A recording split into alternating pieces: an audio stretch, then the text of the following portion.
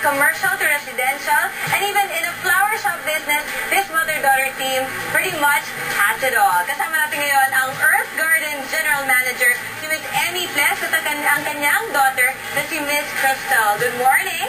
Thank you very much, Miss Emily and Crystal. Good morning. I want to talk to Miss Emmy first. The thing is with the landscaping business, it's relatively new, diba? Na the fact that things are flourishing, kasi dati, mga clients na mismo magsasabing ito lang yung mga plants na ilagay dyan. But now, taking into consideration the fact that it's becoming quite a business and a very lucrative business at that, how did you get into it? Well, first, I inherited a lot in Bulacan.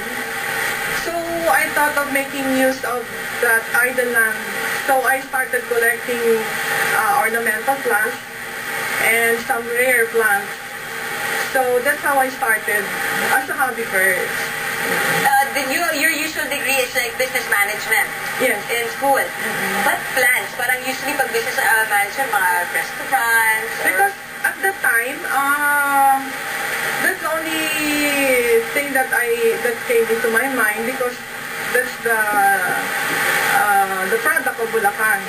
Talagang plants and yeah, green. Plants. At napakaswerte yung mga taga-Bulacan, marami kayong malalanghap na sariwang hangin na ito yung mga plants.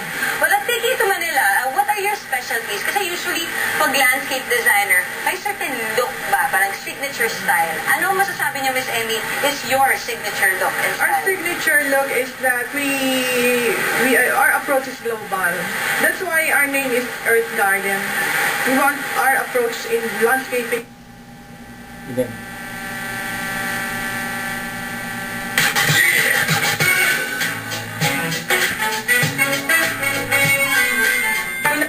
Gardens to Japanese, to tropical,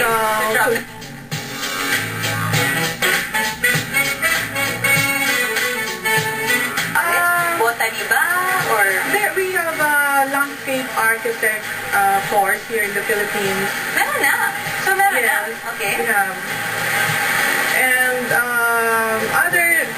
they are landscape designer who have enough and long experience in the landscaping business. How long have you guys been in the business, your family? I started 1996. So, over 10 years? Yes. And has it grown? Siyempre ngayon, marami na kayong kakompetensya. So, what do you say is your edge? Our edge is that we were able to, at first I was the one who is the only one designing for the company. But since the demand is greater now, so we hired architects, civil engineers, and landscape architects. Nakita nga natin sa mga clips kanina on TV that use talagang greens. I noticed some of the gardens you have most of those are residential places, right? Parang ang sarap tumira doon. That's the way you guys plotted it.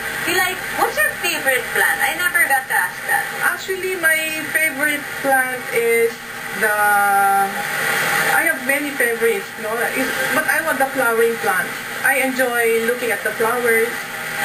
Any kind of flowering plants. What is your advice to people who want to try to get into this business? My advice is that they should be hardworking, because you have to stay under the sun. Okay. You cannot before I entered the business, I have a white complexion. You're still white. Diba? You really get Pero there's something naman pag when people are hard at work at something, you have instant results because you see it grow, you see it flourish in front of you. From simple fact na alam mong lalabas ang araw din ngayon, you're gifted to have had the soil, the land already in it. Then, what do you put? Fertilizers, water, ano pa ba ang mga things that come into mind to be able to have your own, what do you call it, greenhouse? Well, there are plants that thrive in shady areas, and there are plants that need full sun. So, different plants, different needs. So they have to be placed in the right location. Pero at least nga, I think what you've proven to us and the rest of our guests today, knowledge is power, especially in this particular kind of business. You mentioned you love flowering plants. I'm going to be going over to your beautiful daughter, Crystal, here. You manage a flower shop because of your mom's business as well. Yeah. That's very, I'm sure you're very, very proud of her And you're still a student. Yeah. College. Yes, I am. To be healthy on the family business. Why? What made you decide to get into it then? Mahilig ka rin sa halaman? Yeah, I've always been in love with plants, and since my mom is in the gardening industry, I decided to, why not put up my own business, which is flower shop. At a very young age. Yeah. And you put your own twist to everything. I mean, a flower shop Yeah. is usually bouquets and all that. Yung packaging mo is very different. Like what you're holding right now. This It's is like a called candy. the rose candy. It's my original design. Yeah. I love how you Yeah. play with pastel colors, the Yeah. ribbons. Kasi usually, iba, nilalagay lang nila sa parang plastic na box and then that's it. Hindi I nila wanted isang to ribbon. create something new and unique, something out of the ordinary.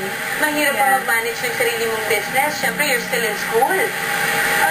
I can manage my time, like especially now it's summer. I spend all my time with handling my flower shop.